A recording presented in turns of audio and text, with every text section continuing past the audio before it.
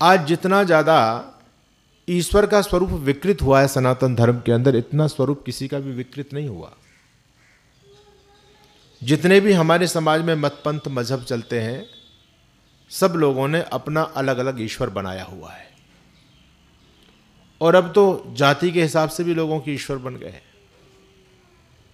ईश्वर की इतनी दुर्गति की कि लोगों के जिसके मन में जैसा आया वैसा उन्होंने ईश्वर बना लिया।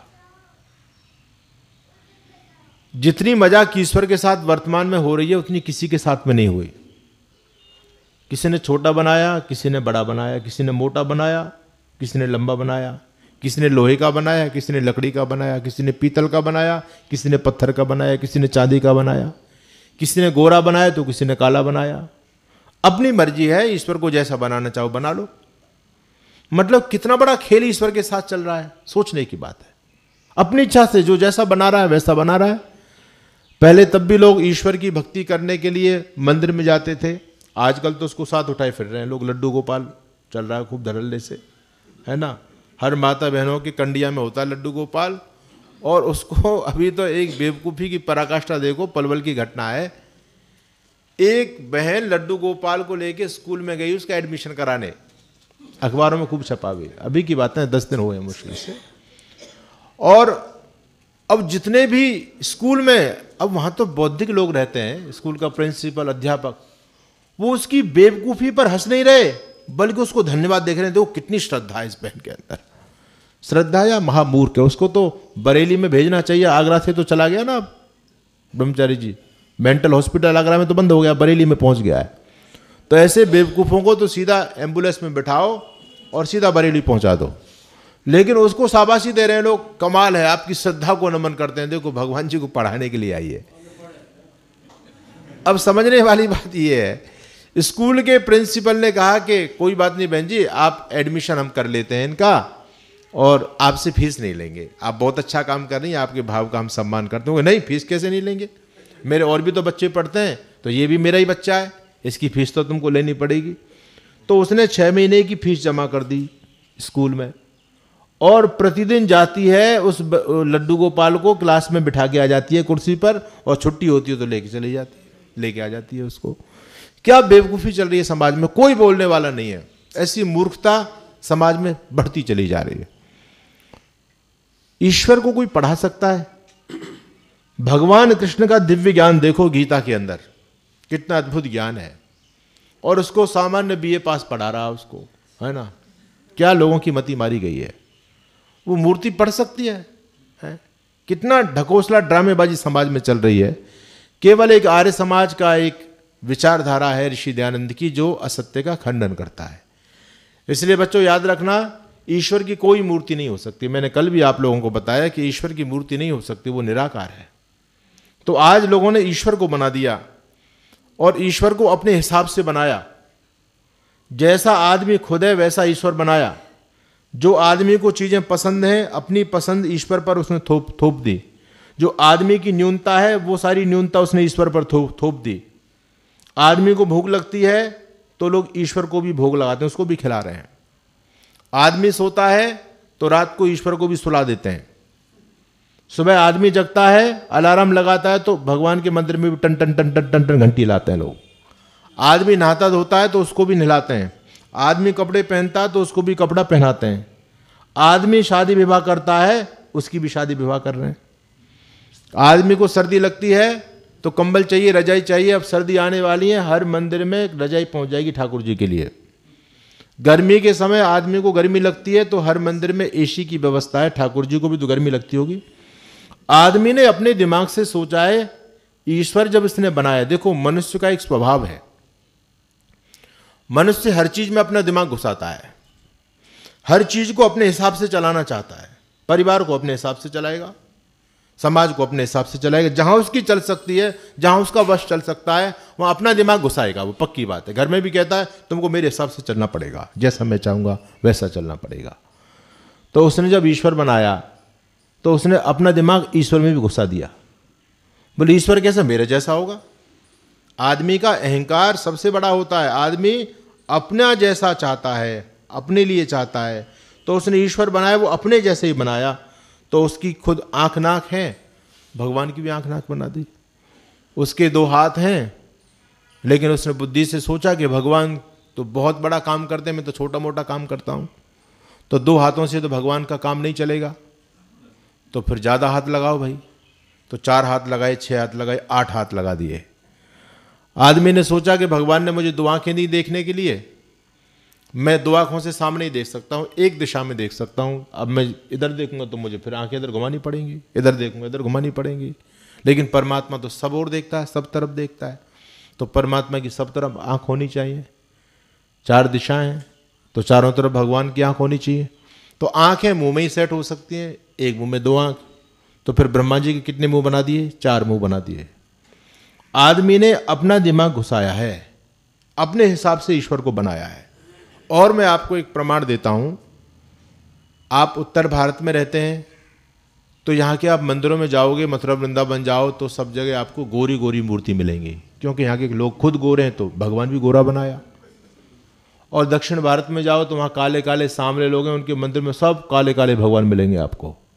जैसा आदमी खुद है वैसा रूप दिया ईश्वर को। जो खुद पहनता है, जो खुद खाता है, शाकाहारी भगवान को 56 भोग लगा रहे हैं, मांसाहारी मांस का भोग लगा रहे हैं, शराबी शराब का भोग लगा रहा है। तो यानी अपने हिसाब से ईश्वर को सेट किया लोगों ने। और मैं आपको उदाहरण देता हूं, देखो ईश्वर तो निराकार है, लेकिन आदमी ने जब उसको बनाया, आकृति दी तो अपनी आकृति दी। ऐसे बच्चों, आप प्रतिदिन सूर्य को देखते हो, सूर्य सन, इसकी कोई आकृति है क्या? इसमें कोई आंख नाक कान, इसका मुंह कुछ दिखाई देता है? सूर्य तो साक्षात अग्नि का गोला है, अग्नि का पिंड है। लेकिन जो सूर्यवंशी क्षत्रिय लोग हैं, उनके घर में भगवान सूर्य का फोटो मिलता है। और आप गूगल पर भी देखिएगा तो सूर्य तो आप प्रत्यक्ष देख रहे हैं, वो तो भगवान चलो किसी ने नहीं देखा, सूर्य तो सबको दिखाई दे रहा है, इसमें तो कोई आंख नाक मुंह आकृति नहीं है। लेकिन जब इंसान ने सूर्य का भी चित्र बनाया तो उसमें भी अपनी आकृति दी। आप गूगल पर सूर्य का चित्र देखें, सूर्य भगवान का, तो उसको आंख भी लगाई, नाक भी लगाई, मुंह भी बनाया, सब कुछ बनाया, कान भी बनाया। इंसान ने अपनी शक्ल दे करके और फिर आग के गोले निकाल दिए चारों तरफ से, बोले सूर्य भगवान है। क्या सूर्य ऐसा ही है? ये तो प्रत्यक्ष उदाहरण है।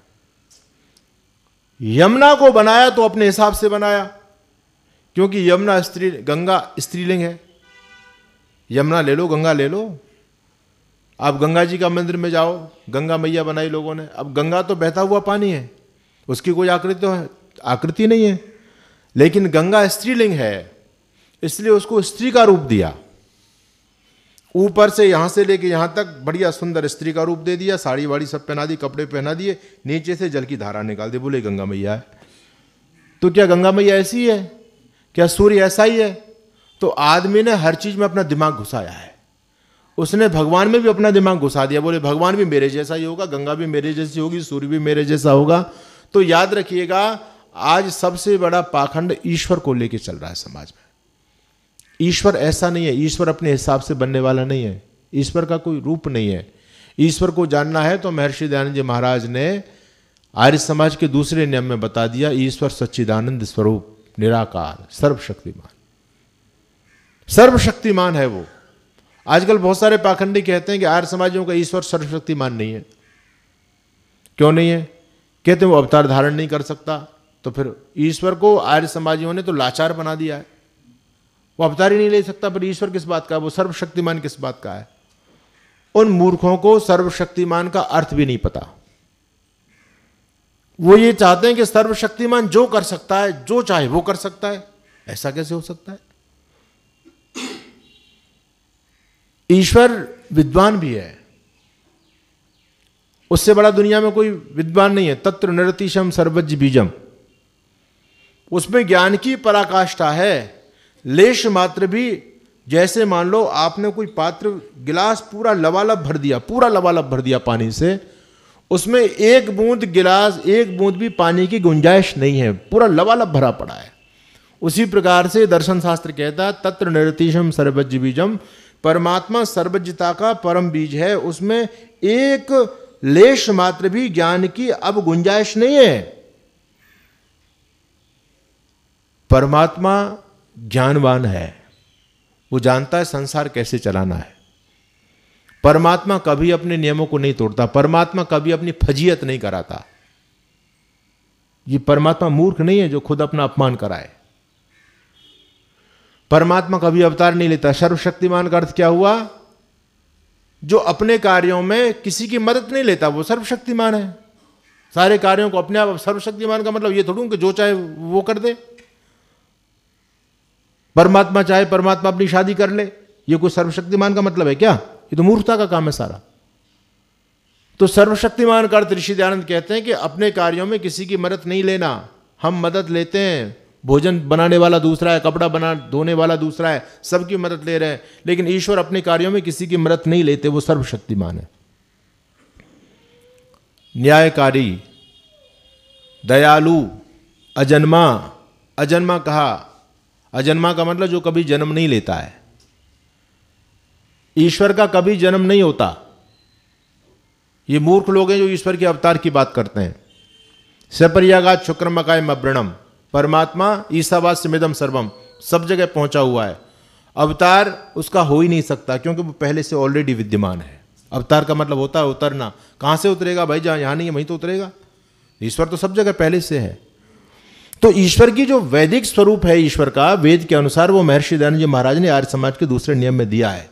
इसलिए ईश्वर को कहीं बच्चों ढूंढने जाने की आवश्यकता नहीं है बेटा। वो सब जगह है, कण कण में विद्यमान है, और वो मिलता मंदिर में है, लेकिन वो अपने मंदिर में मिलता है।